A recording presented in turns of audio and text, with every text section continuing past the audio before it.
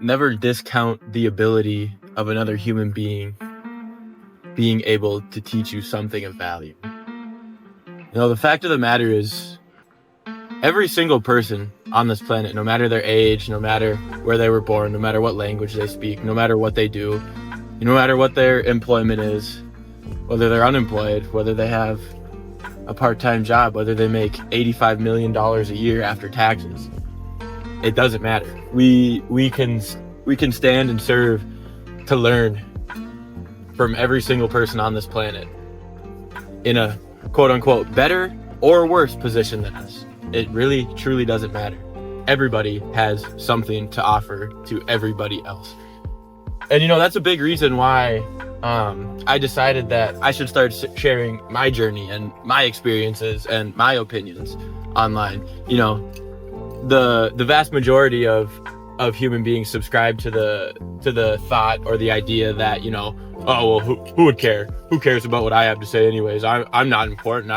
I just have this basic, normal, blah, blah, blah life, whatever. Like, well, that's a really bad way to look at life in general. And it's a really bad way to look at your life. But a lot of people do indeed judge themselves like that. And it's the start of a lot of very bad mental states that humans can and have and do and will continue to find themselves in over the course of their lives. But the fact of the matter is, you've lived an entirely unique experience up to this point. You've got shared experiences, sure, with family members and friends, but even those experiences, you experience them differently than others. And maybe that time you went ice skating when you were little, you didn't fall. Your mom fell or whatever. You get what I'm getting at though? Like, you didn't fall, you just experienced her falling. You didn't genuinely feel the physical pain she felt from busting her ass, but she didn't hurt herself that bad, so everybody got a good laugh out of it, and you moved on and whatever. Or maybe she broke her hip and there was severe structural damage and she never walked the same again, and everybody that experienced it, especially you because you were 5 years old, still has it really internalized its way into your subconscious brain, and now you're very traumatized by certain things, and you refuse to go ice skating, and even when you see people ice skating you get super anxious or whatever, you know what I mean? Like, we all have completely unique experiences, and just from one unique experience, but we have thousands, if not millions, of unique experiences. Like, I'm about to make a left turn at this stoplight, and I've made this left turn hundreds of times already, but yet every time it's a little bit different. Like right now I'm in the far left lane of 2 left turn lanes, and there are 2 cars in front of me stopped while we're waiting for this light to rotate through back to our green arrow. Sometimes I've been up in front, sometimes it's already been green, sometimes I've been way behind a bunch of other cars, you know what I mean? Like, every single experience is unique. And is this left turn that I take, on average 5 days a week as I'm on my way home from work, going to, drastically change my life? Probably not, but like, the fact that it's a part of a sequence of events that are occurring at this point in my life, at this stage in my life, this era of life that I'm going through, this early morning personal trainer era where I'm trying like hell to figure out how to make, engaging YouTube videos and other engaging content for social media. Also this phase of my life where I'm about to transition from a serious boyfriend-girlfriend relationship to being engaged, and then hopefully not too long after transition again to married life with Kelby, my girlfriend. That's my girlfriend. If this is your first video, first time being around here. There's a lot of shit going. There's plenty of other things too. We're balancing our own unique family lives. We're balancing, some people have pets, we have a cat and a dog. We all have different friends. We all live in different areas. I live in Fargo, North Dakota. You might live in Boston. You might live in Minneapolis. You might live in LA, New York, Kansas City, man, Austin, Texas, Dallas, Texas. You might live in Europe. You might live in Russia for all I know. You might live in China or South Korea, Australia, New Zealand. And to think that, after hearing all that, to think that you don't have a unique perspective that is worth sharing and that other people could pull value from. Because like I might not know anybody in my life who's living like a super similar path. Like, all the things that I'm doing are very similar in their life as well. in person, but there's probably somebody that after I just listed off all the things I'm doing, you know, in Australia or New Zealand or Europe, that's like, holy shit, I'm doing the exact same thing as this dude. And again, though, like, it's different. They are working out at a different gym. They're a personal trainer at a different gym. Maybe they're a solo personal trainer. Maybe they're doing online coaching. You know, it's so different, and we're all so small at the same time. And so when you can look at life, though, let's get a little bit back on point. I feel like I've driven that home enough, if anything, even a little too much. And you probably clicked off this video already, but if you're still around, I appreciate that. You know, when you go about life with the perspective, no matter what you're doing too, like whenever you're in a meeting at work, you know, usually you zone out and maybe you're scrolling on your phone, you're talking to your work buddy that's sitting next to you, whatever, like, screw this, I don't want to listen to this manager, whatever.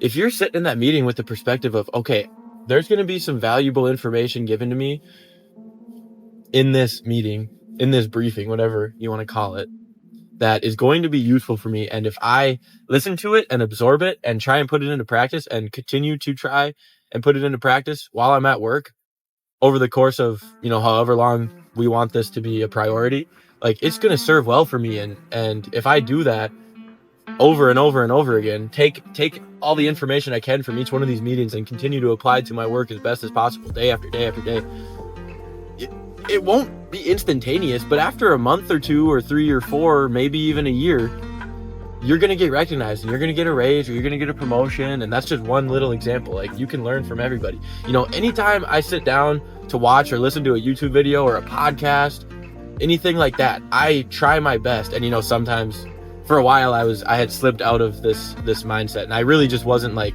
holding present moment awareness as well as I had been for a while. And I just came to that realization, you know, a couple weeks ago, and I've been working real hard to get back to it, get back into that like super present consciousness that I was holding for a while. And it's amazing to be at that point, and that's why I want to get back there. But what's the point of consuming content? What's the point of watching a YouTube video or listening to a podcast if you're not going to absorb that information and try and take as many things as you can from it? And yeah, I talk about how, like, I'll just listen to YouTube or podcast. So like, yeah, it's really good to sit down with the intention of like taking notes on a video. And that's the thing too, if you're like, oh, I just put it on for background noise, I just like to have it in the back while I'm scrolling on TikTok. Brother, you are missing the point. You are trying so hard to distract yourself from the present moment. And maybe in that case, you should just take a bit longer of a break from social media in general. But you know, if you're not going to sit down and try to absorb as much information as you can from a piece of content, then like, really, what is the point of watching it? Like, that's just a waste of time, in my opinion. Every single time I sit down to watch a video or listen to a podcast, but not even that, anytime I engage in a conversation with a coworker or one of my personal training clients, my girlfriend, my parents, anybody, it doesn't even matter who they are. Like, I still, as I'm listening, try and figure out, like, you know, what can I learn? What can I take away from this? Even if it's not in the words that they're saying in themselves, maybe it's something that's coming out of their behaviors and the way they hold themselves and the certain way that they go about phrasing different things. You know, are you talking to a person that just likes to complain and constantly says, oh, I have to go do this, I have to do this, I have to do that, and they just almost like they don't want to be living the life that they are living. And a lot of people don't want to be living the life they are living. But the thing is that they don't understand a lot of the times that, like, they do get to control their life and they can change their outcomes.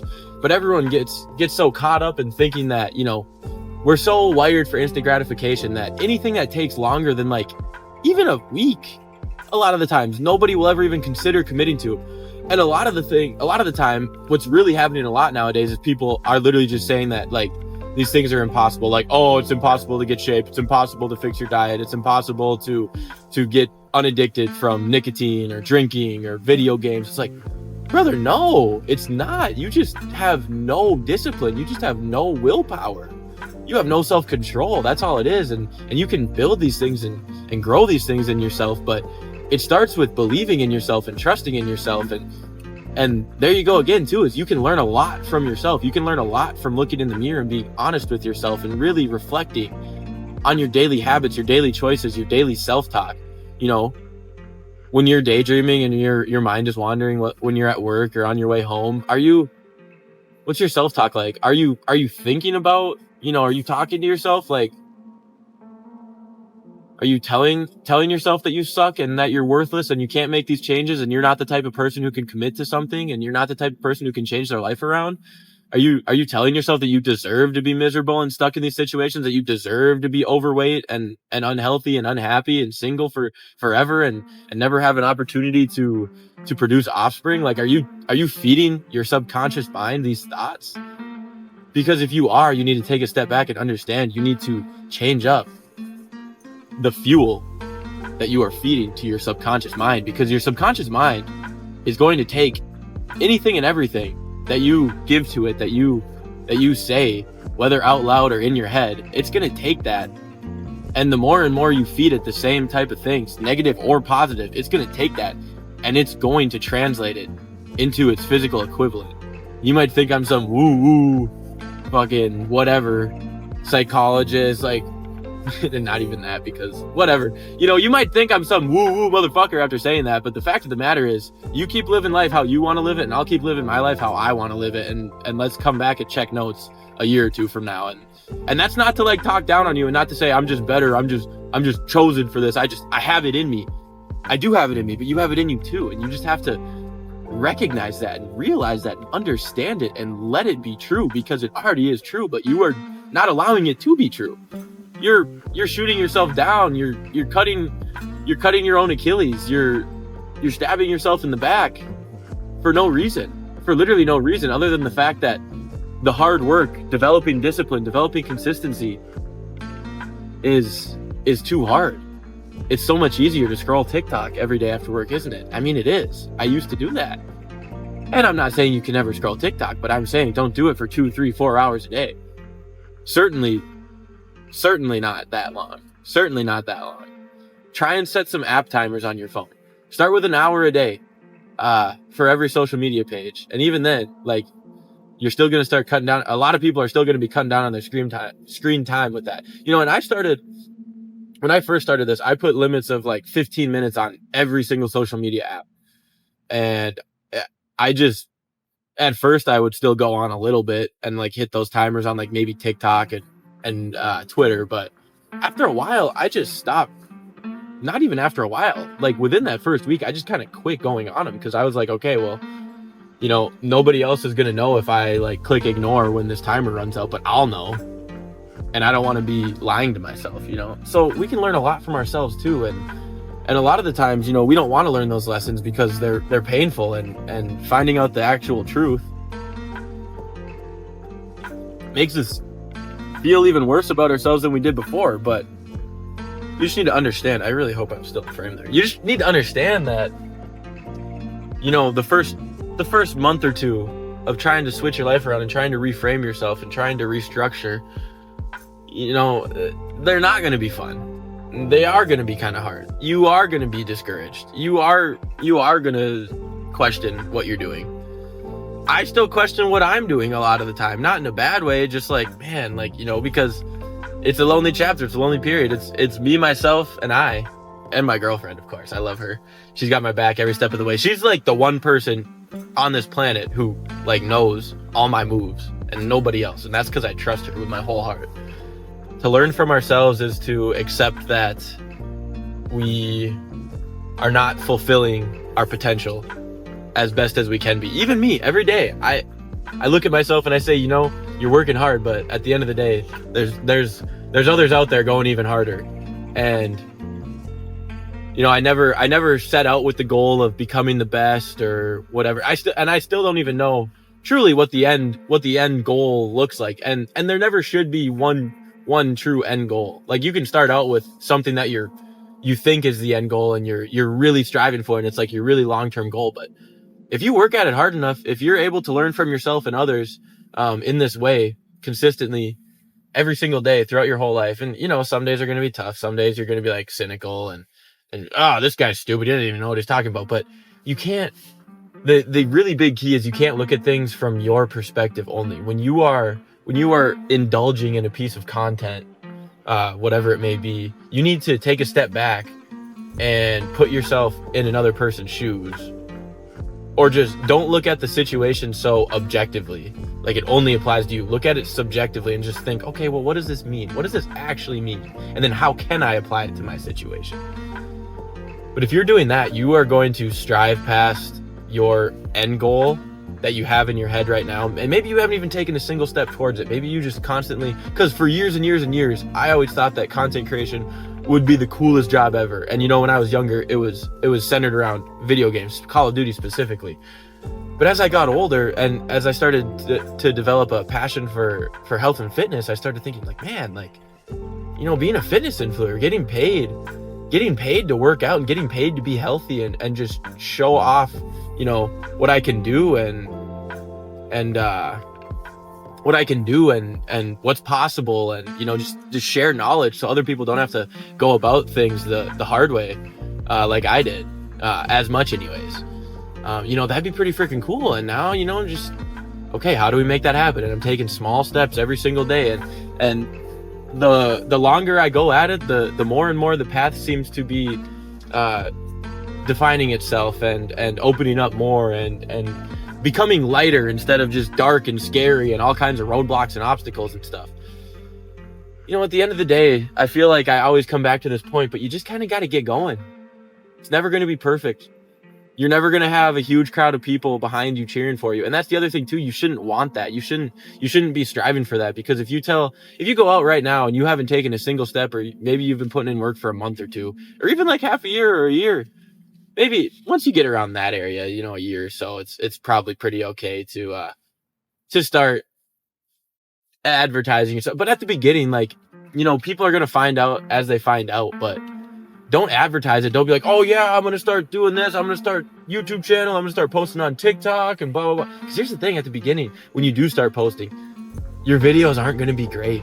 I promise you. Maybe they will, maybe. But in general, like something, at least one thing, but probably like 4 to 5 big chunks. And I mean, even here, I'm still improving. I'm still getting better every day.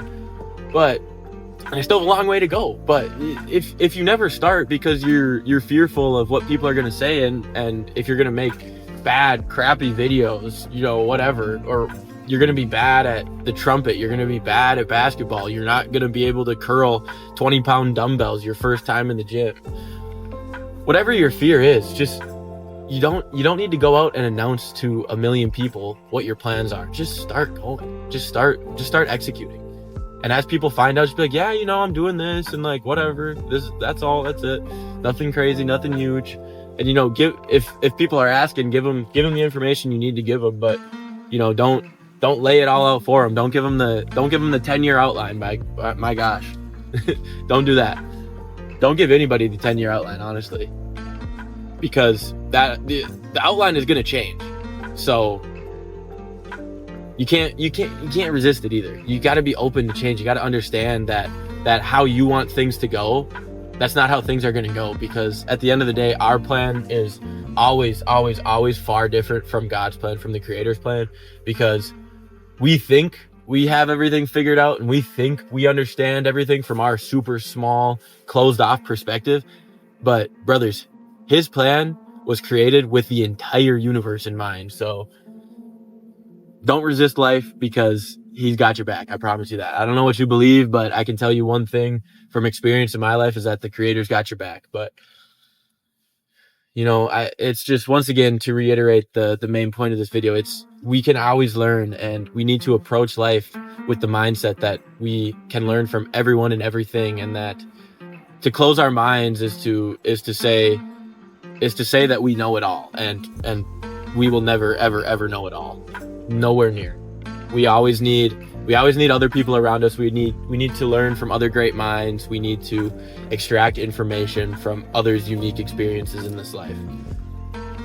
And through that, we will become better and better every single day. And one day, not so far from now, if you can attack every day with that mindset, with that mentality, you are going to be much, much further along. Maybe further than you ever imagined you could go in life.